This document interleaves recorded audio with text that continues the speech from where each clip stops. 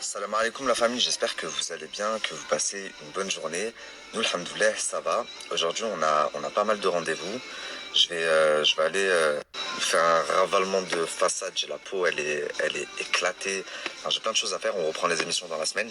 Donc voilà, Noémie, pareil. Aujourd'hui, elle va prendre soin d'elle. Qu'est-ce que je voulais vous dire? Très très important, donc ouvrez grand vos oreilles.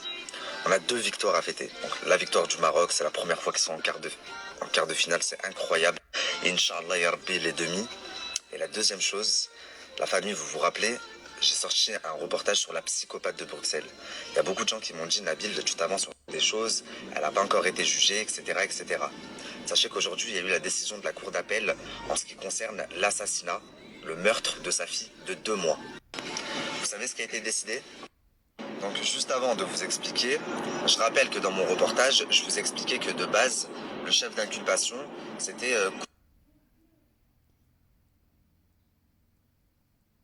sans intention de la donner. Ensuite, au vu des éléments qu'ils ont eus et de l'avancée de l'enquête, le chef d'inculpation a changé et c'est devenu meurtre. Et ensuite, plus l'enquête avançait, ils ont rechangé une troisième fois le chef d'inculpation et c'est passé de meurtre. Maintenant, elle, quand c'est passé à assassinat, son avocate a fait appel. Elle voulait pas être jugée pour assassinat, elle voulait être jugée soit pour coups et blessures ayant entraîné la mort sans intention de la donner, soit maximum pour meurtre. La décision de la cour d'appel a été rendue ce matin. On a eu la décision.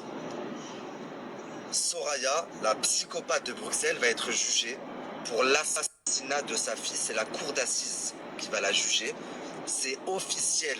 Donc j'avais bien raison dans mon reportage. Et sa fille de 3... Enfin, sa fille qu'elle avait accusée. Sa fille qu'elle avait accusée à l'époque, qui était alors âgée de 3 ans, parce qu'elle, elle avait dit, c'est ma fille de 3 ans qui a étouffé le bébé de 2 mois. Elle est définitivement mise hors de cause. Ok? Parce que la justice avait des éléments que j'ai également et que je ne pouvais pas vous mettre avant ça.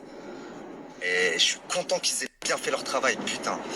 En tous les cas, vous savez ce que ça veut dire? Ça veut dire que bientôt, direction Bruxelles, pour le reportage, deuxième partie. Étant donné que la décision a été rendue aujourd'hui, je pense qu'il va y avoir pas mal d'articles en Belgique, des articles en flamand, mais aussi en français. En général, ils arrivent quelques heures après en français.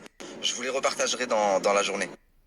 À partir du moment où c'est la cour d'assises qui, il y a quelques semaines de ça, elle est passée également, il y a eu la décision par rapport aux escroqueries qu'elle a fait à toutes ces mères de famille en Belgique. Il y en a quelques-unes qui sont venues témoigner dans mon reportage, mais sachez qu'au tribunal, elles étaient 50, plus de 50 victimes. Donc elle a pris 3 ans ferme. Son avocate a demandé une réouverture de débat qui aura lieu là dans quelques jours. Et cette fois-ci, à la différence du procès, les victimes seront représentées par une avocate, une très bonne avocate qui a 40 ans d'expérience. Donc elle s'appelle Christine Calwert. Je ne sais pas si je prononce bien, mais en tout cas, c'est une des victimes qui s'est rapprochée d'elle. Donc c'est ma société de production qui finance, enfin qui paye l'avocate. Mais quand je vous dis que c'est une tueuse et que ces 3 ans ferme, soit elle va prendre le double, soit ils vont être maintenus, c'est le minimum. Donc là, pour l'assassinat de sa fille, minimum 20 ans.